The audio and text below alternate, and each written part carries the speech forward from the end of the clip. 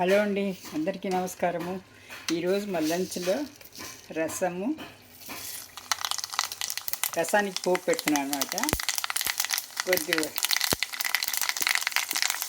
చిటికెడు ఇంగువ, ఎల్లుల్లిపాయలు అవి దంచి వేసుకోవాలి. టమాటాలు అవి దంచి వేసుకున్నాను. ఎండుమిరపకాయలు, కరివేపాకు,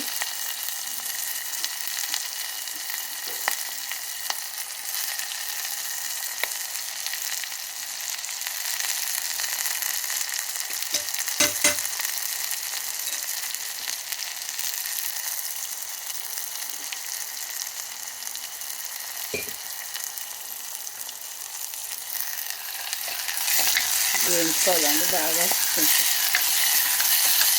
దోరగా మట్టి పాత్రలో చేస్తున్నానండి రసము. దీంట్లో చేస్తే కొంచెం రుచిగా ఉంటుంది బాగా.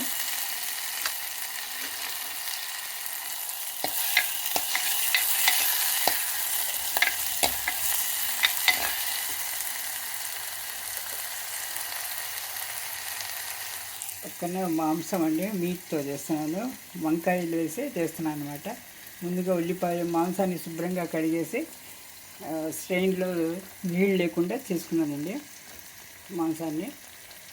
ఆ తర్వాత ఏమో ఉల్లిపాయలు పచ్చిమిరపకాయలు వేసి దూరగా వేయించిన తర్వాత అల్లం వెల్లుల్లి పేస్ట్ వేసి కొద్దిగా పసుపు ఉప్పు వేసి వేగిన తర్వాత ఈ మాంసం ముక్కల్ని వేసి నీళ్లు మాంసంలో ఉన్న నీళ్ళంతా ఇంకిపోయే వరకు వేయించానండి. ఒక 3 నిమిషాలు మూత పెట్టి వేస్తే మొత్తం నీళ్ళంతా పోయి దగ్గరికి వస్తుంది. అప్పుడు కారము, ధనియాల పొడి వేసుకొని కొంచెం ఒక గ్లాస్ నీళ్ళు వేసి ఉడికిపెట్టినానండి. ఒక 5 నిమిషాల తర్వాత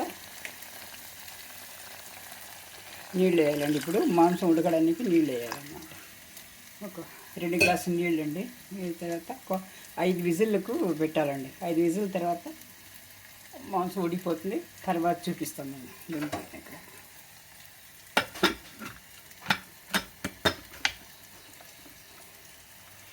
అది 5 నిమిషాలు ఇలాగా ఇది దూరగా వేగిపోయింది. ఇలా వేస్తేనే అండి రసంలో గుబాళింపు వస్తుంది, చక్కగా రుచికరంగానే ఉంటుంది.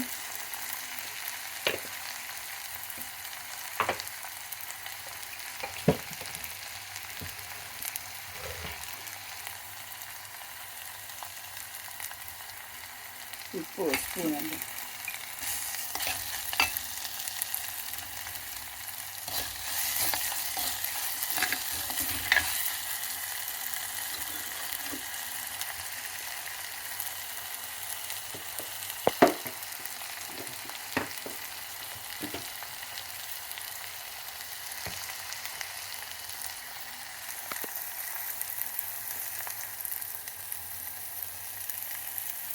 వేగిందండి ఇది.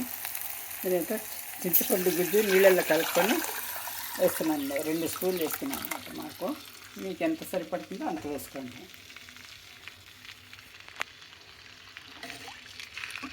వేసుకొని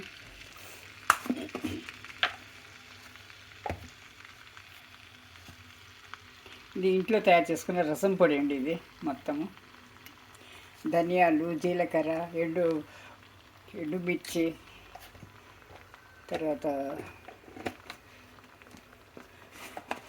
మిరియాలు, జీలకర్ర అవంతా ధనియాలు అంతా వేసి దూరగా వేయించుకొని మొత్తం కొద్దిగా శనగపప్పు, కొద్దిగా కందిపప్పు వేసి వేయించుకున్న తర్వాత చల్లారిన తర్వాత మిక్సీ వేసి పెట్టుకుంటే మనం ఎప్పుడు కావాలంటే అప్పుడు రసం చేసుకోవడానికి వీలుగా ఉంటుందండి. 1 స్పూను 2 స్పూన్లు రసాన్ని క్వాంటిటీని బట్టి మనం వేసుకోవాలన్నమాట, హెచ్చు తగ్గులు. అంతే అండి. మళ్ళీ కొత్తిమీర వేసేస్తున్నాను అనమాట. ఒక పొంగు రాలించే వరకు పెట్టేసుకోవాలండి, అంతే.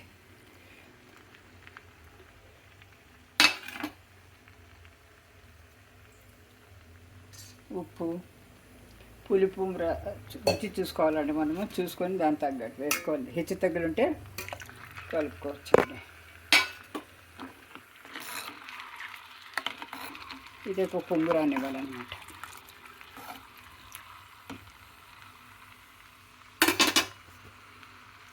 తర్వాత చూపిస్తాను.